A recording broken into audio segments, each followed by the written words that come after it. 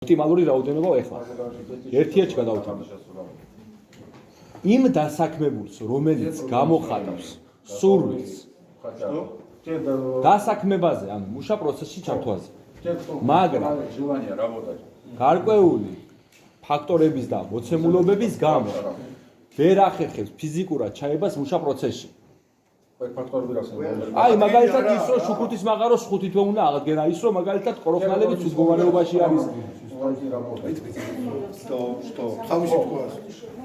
შეივსო იმ მოცემულობაში ყველა საწარმო, რომელიც მზად არის და მზადყოფნაში აქვს ექსპლუატაციაში შესვლისთვის და მორჩა ხალხი, რომლებიც აცხადებენ მზაობას სურვილს რომ იმუშაონ, მაგრამ თვეები ჭირდება მათ დასაქმებას.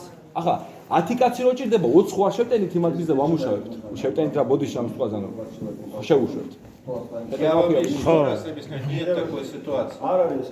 У нас нехватка специалистов. Вы мне говорите, если.